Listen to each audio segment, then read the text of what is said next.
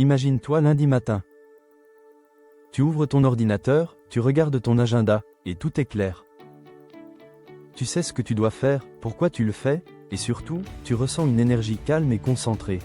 Aucune panique, pas de surcharge, pas de « je ne sais pas par quoi commencer », juste de la clarté, de la maîtrise, et une confiance tranquille. Maintenant, imagine la scène inverse.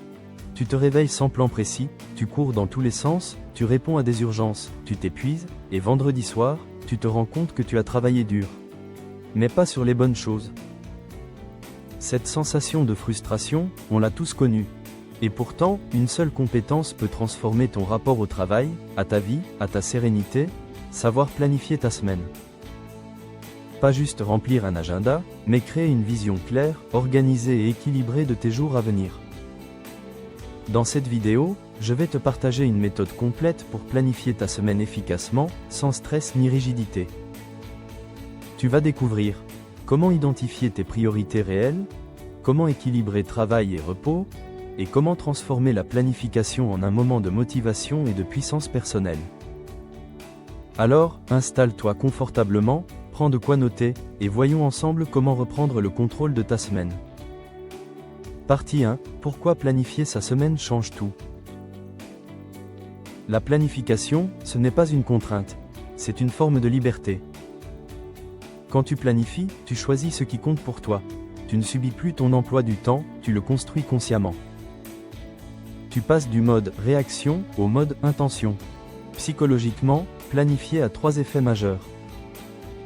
1. La réduction de l'anxiété. Ton cerveau déteste l'incertitude. Quand tu écris ce que tu vas faire, tu offres à ton mental une structure claire. C'est prouvé, planifier diminue le stress et augmente le sentiment de contrôle. 2. Le renforcement de la motivation. Voir ses objectifs transformés en actions concrètes déclenche un effet dopaminergique. Chaque fois que tu coches une tâche, ton cerveau te récompense. Tu avances, tu te sens capable, tu gagnes en confiance. 3. La clarté des priorités. Planifier t'oblige à faire un tri. Tu réalises que certaines choses t'épuisent sans valeur ajoutée, et d'autres, bien plus importantes, passent souvent à la trappe. Exemple concret, une étude menée par la Harvard Business School a montré que les personnes qui planifiaient leur semaine obtenaient 30 à 40 PER sans de meilleurs résultats dans leur projet, simplement parce qu'elles perdaient moins de temps à décider quoi faire maintenant. Et pour illustrer tout cela, laisse-moi te raconter une histoire vraie. L'exemple de Jack Dorsey, fondateur de Twitter et Square. Jack Dorsey dirigeait 2 entreprises en même temps, Twitter et Square. 2 géants technologiques, 2 équipes, 2 rythmes. Comment faisait-il? Il avait une méthode simple, planifier ses journées par thématique. Lundi, management, mardi, produit, mercredi, marketing, jeudi, communication, vendredi, culture et recrutement résultat. Chaque jour avait un sens clair. Pas de dispersion, pas de chaos mental. Cette structuration hebdomadaire lui a permis de rester concentré et créatif sans sombrer dans la surcharge. Moralité, la planification n'est pas une prison, c'est une boussole. Exercice. Ce soir, prends 10 minutes et écris la phrase suivante. Si je devais choisir 3 domaines essentiels dans ma vie cette semaine, ce serait. Ce simple exercice t'oblige à définir ce qui compte vraiment, avant de te noyer dans les détails. Partie 2, les étapes concrètes pour planifier efficacement sa semaine.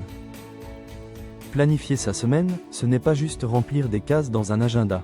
C'est une démarche consciente, une façon de prendre le contrôle de sa vie, jour après jour. Une semaine bien planifiée, c'est un peu comme une partition de musique. Chaque note a sa place, chaque silence a son importance. Et le résultat, c'est une harmonie entre efficacité, clarté et sérénité.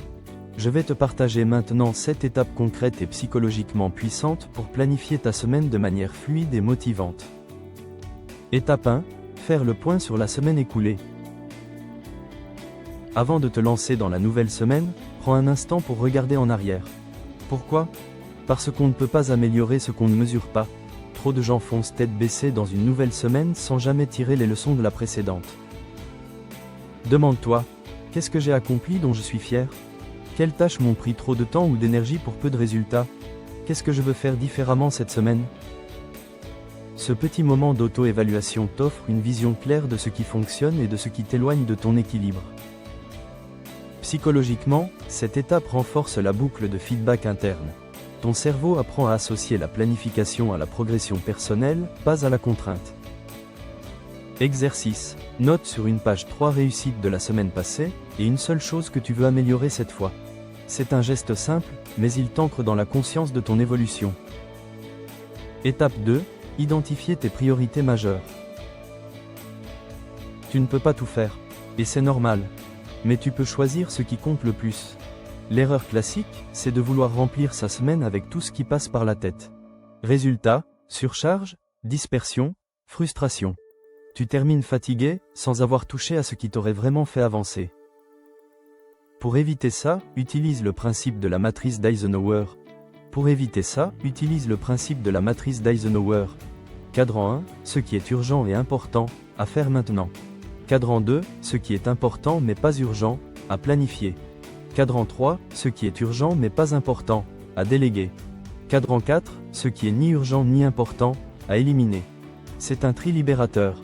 Il t'oblige à te concentrer sur les tâches stratégiques, celles qui servent tes objectifs de long terme. Astuce. Chaque dimanche soir ou lundi matin, définis 3 priorités majeures. Pas 10, pas 7, mais 3. Ces 3 piliers deviendront le cœur de ta semaine.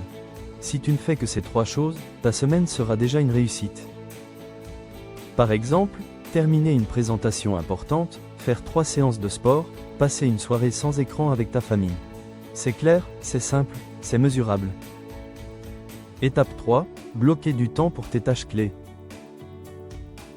Une fois tes priorités identifiées, il faut les ancrer dans ton agenda. Une tâche non planifiée n'existe pas. C'est le piège des listes de choses à faire. Tu écris, tu ratures, mais rien ne garantit que tu auras le temps. C'est là qu'intervient la méthode du time blocking ou blocage de temps.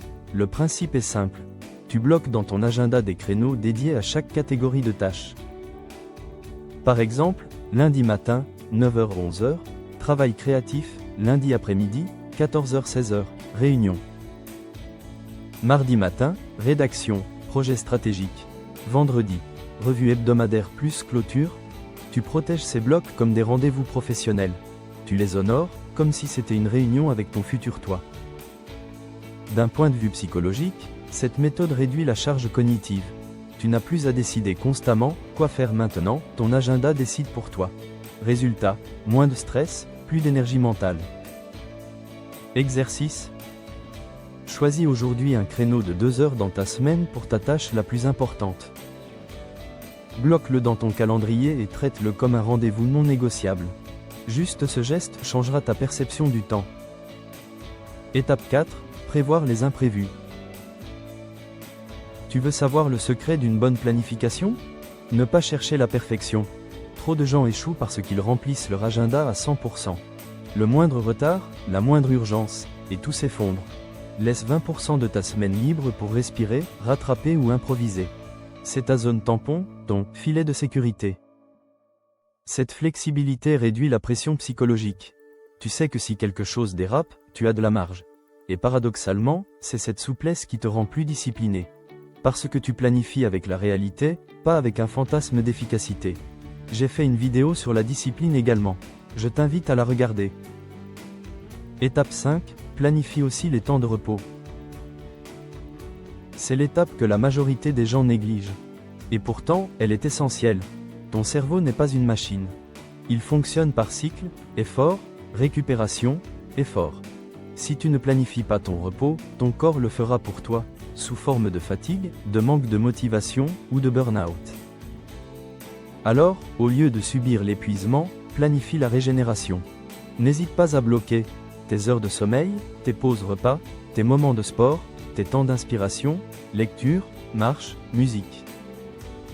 Le psychologue Anders Ericsson, spécialiste de la performance, a montré que les experts mondiaux, musiciens, chercheurs, sportifs, ne pratiquent jamais plus de 4 heures de travail profond par jour. Le reste du temps, ils se reposent activement. Alors voici une astuce. Quand tu planifies ta semaine, commence par placer tes moments de repos avant même ton travail. Oui, tu as bien lu. Parce que l'énergie est ta ressource la plus précieuse. Et sans énergie, aucune organisation ne tient. Étape 6. Créer un rituel de planification. Tu veux que cette méthode devienne durable? Transforme-la en rituel. Choisis un moment fixe chaque semaine pour planifier. Le dimanche soir ou le lundi matin sont idéaux. Crée une ambiance agréable. Mets une musique douce, prépare ton café, prends un carnet que tu aimes. Ce rituel doit te donner envie, pas t'épuiser. C'est un moment pour toi, pour reprendre le contrôle, pour semer les graines de ta réussite. Le cerveau adore les rituels. Il crée une ancre émotionnelle positive. Chaque fois que tu t'y mets, ton mental sait. C'est le moment où je prends les commandes. Je vais te livrer une autre astuce. Associe ta planification à une récompense, une balade, un bon café, un moment de détente. Ton cerveau associera la discipline à un plaisir, pas à une contrainte. Étape 7. Visualiser ta semaine. Une étape souvent oubliée, c'est la visualisation. Regarde ton agenda terminé et imagine-toi en train de vivre cette semaine. Visualise chaque jour, chaque réussite, chaque moment de calme. Cette technique active ton système de motivation interne, appelé le système réticulé activateur. C'est lui qui t'aide à rester concentré sur tes objectifs dans le flot d'informations du quotidien. Quand tu visualises une semaine fluide et productive, ton cerveau commence déjà à créer les connexions nécessaires pour la réaliser. Tu te conditionnes à réussir, sans même t'en rendre compte. Astuce. Chaque dimanche soir, une fois ton planning prêt, prends 2 minutes pour le regarder et te dire « Je choisis de vivre cette semaine avec clarté, focus et sérénité ». Cette phrase d'intention agit comme une boussole. Elle te recentrera chaque matin, même quand la vie te bouscule. Si je résume. 1. Fais le point sur la semaine écoulée. 2. Choisis tes 3 priorités majeures. 3. Bloque du temps pour tes tâches clés. 4. Prévois de la flexibilité. 5. Planifie ton repos. 6. Crée ton rituel. 7. Visualise ta réussite. C'est une méthode simple, humaine et puissante. Elle ne te transforme pas du jour au lendemain, mais elle crée une progression réelle. Semaine après semaine, tu construis une vie plus organisée, plus calme, plus alignée. Je te propose un questionnaire de planification. Prends ton carnet et note. 1. Qu'est-ce qui compte le plus pour moi cette semaine? 2. Quelle tâche va le plus impacter ma vie à long terme? 3. Quelles activités je dois réduire ou déléguer? 4. Quel moment je veux protéger pour moi? 5. Comment je saurai que ma semaine a été réussie? Ce petit rituel d'introspection transforme la planification en outil de développement personnel. Tu ne fais pas qu'organiser ton emploi du temps, tu organises ton évolution. Partie 3. Trouver l'équilibre entre productivité et récupération. Beaucoup de personnes confondent productivité et suractivité. Elles remplissent chaque minute, cochent des tâches, mais finissent épuisées et insatisfaites. Le secret d'une semaine efficace n'est pas de travailler plus, mais de travailler mieux, tout en respectant ton corps et ton esprit. Psychologiquement, notre cerveau fonctionne par cycle de concentration et de repos. Si tu ignores la récupération, tu perds en clarté, en créativité et en motivation. C'est comme essayer de courir un marathon sans jamais t'arrêter pour respirer. À un moment, tu t'effondres. Étape 1. Prioriser le repos dans ton agenda. Tout comme tu bloques du temps pour tes tâches importantes, bloque également tes moments de repos. Cela peut être une sieste, pause déjeuner sans écran, du temps pour marcher, lire ou méditer. Ces plages ne sont pas facultatives. Elles alimentent ton énergie, ta concentration et ta résilience face aux imprévus. Étape 2. Intégrer des micro-pauses. Même au cœur d'une journée chargée, ton cerveau a besoin de respirer. La technique Pomodoro est idéale. 25 minutes de concentration intense, 5 minutes de pause. Après 4 cycles, tu prends une pause plus longue, 15-20 minutes. Ces micro-pauses maintiennent ton efficacité, réduisent le stress et préviennent l'épuisement. C'est la différence entre une journée longue et une journée productive. Étape 3. Déconnecter pour mieux se reconnecter. Pour être performant, il faut parfois se couper du travail. Un week-end sans mail, une soirée sans notification, une promenade sans téléphone. Ces moments permettent au cerveau de traiter les informations, de résoudre les problèmes en arrière-plan et de revenir avec des idées fraîches. Arianna Huffington, fondatrice de Thrive Global, l'a appris à ses dépens. Elle s'est écroulée d'épuisement, ce qui l'a conduite à réévaluer sa vie professionnelle et à créer une routine centrée sur le sommeil et la récupération. Faisons une mise en application? Bloque ton temps de régénération. Cette semaine, choisis un bloc de 2 heures pour toi, sans travail ni distraction numérique. Fais quelque chose qui te ressource. Marcher, lire, écouter de la musique, méditer. Observe la différence dans ton énergie et ta motivation à la fin de la semaine. Étape 4. Équilibrer effort et plaisir. La productivité durable se construit sur l'équilibre entre discipline et plaisir. Chaque tâche importante devrait être accompagnée d'un petit moment agréable. Par exemple, après avoir terminé un projet crucial, prends 10 minutes pour savourer un café ou marcher dehors. Ce système de récompense active ton cerveau, renforce la motivation et transforme la planification en expérience positive. Si je résume, pour trouver l'équilibre entre productivité et récupération. 1. Priorise le repos comme une tâche essentielle. 2. Intègre des micro-pauses tout au long de la journée. 3. Déconnecte régulièrement pour permettre à ton cerveau de récupérer. 4. Associe effort et plaisir pour maintenir motivation et énergie. En respectant ces étapes, tu passes d'une suractivité épuisante à une productivité intelligente, équilibrée et durable. Planifier, travailler et se reposer deviennent alors des alliés et non des contraintes. Partie 4. Crée ton rituel de planification hebdomadaire. Planifier sa semaine ne devrait pas être une corvée. Pour que cette habitude devienne durable et motivante, il faut en faire un rituel, un moment que tu attends avec plaisir et qui te recentre sur tes priorités. Le rituel transforme la planification d'une simple tâche en moment de pouvoir personnel. C'est un peu comme un athlète qui s'échauffe avant un entraînement, il prépare son corps et son esprit pour performer. Étape 1. Choisir le bon moment. Beaucoup de personnes performantes planifient leur semaine le dimanche soir ou le lundi matin. Pourquoi ? Parce que ces moments permettent de regarder en arrière et d'anticiper l'avenir. Le dimanche soir, tu peux faire une revue tranquille de la semaine passée. Qu'est-ce qui a bien fonctionné ? Quelles difficultés ont surgi ? Quelles leçons tirer pour la semaine à venir ? Puis, tu passes à la planification de la nouvelle semaine, avec énergie et clarté. Étape 2. Préparer ton espace et ton matériel. Crée une ambiance agréable. Un carnet ou agenda que tu aimes, un stylo qui glisse bien, une boisson que tu apprécies, une musique douce ou des sons de concentration. Le cerveau associe ces signaux à un moment de concentration positive, ce qui rend l'exercice plus motivant et plus naturel. Étape 3. Structurer ton rituel. Ton rituel peut suivre ces étapes simples. 1. Faire une revue de la semaine passée, les succès, défis, apprentissages. 2. Définis tes 3 priorités majeures qui feront la différence. 3. Planifie tes blocs de temps, tâches importantes, réunions, temps de récupération. 4. Visualiser. Imagine-toi accomplissant tes objectifs, serein et motivé. 5. L'intention de la semaine. Écris 3 mots ou une phrase qui résume ton état d'esprit pour la semaine. Par exemple, focus, clarté, sérénité, ou énergie, discipline, joie. Étape 4. Transformer le rituel en habitude. La clé, c'est la répétition. Fais ce rituel à la même heure chaque semaine, sans exception. Ton cerveau commence à l'anticiper et le rituel devient automatique. Petit à petit, tu n'as plus besoin de forcer ta motivation. Le simple fait de t'asseoir pour planifier déclenche une attitude proactive et confiante pour toute la semaine. Exercice.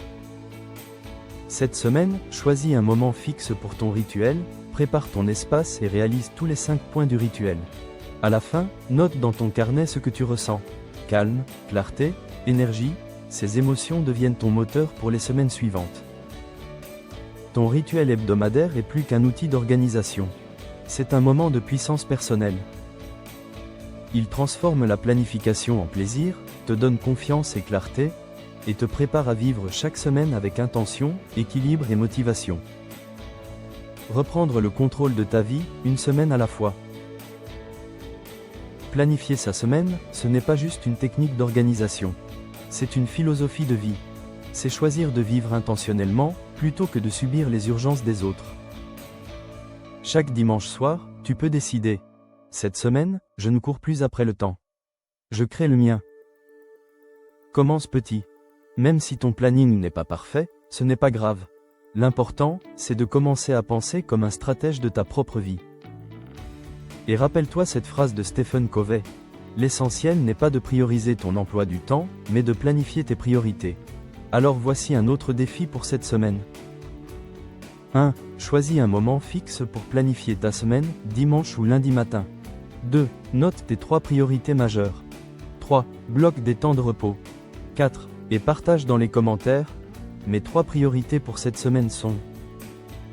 Je lirai tous vos commentaires et je te garantis que ce simple geste va t'ancrer dans l'action. Rappelle-toi, une semaine bien planifiée, c'est une vie mieux dirigée. Chaque jour est une brique de ton futur. Alors construis-le avec clarté, énergie et bienveillance envers toi-même. Tu n'as pas besoin d'être parfait. Tu as juste besoin d'être préparé.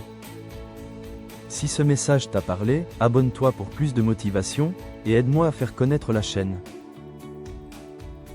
À bientôt.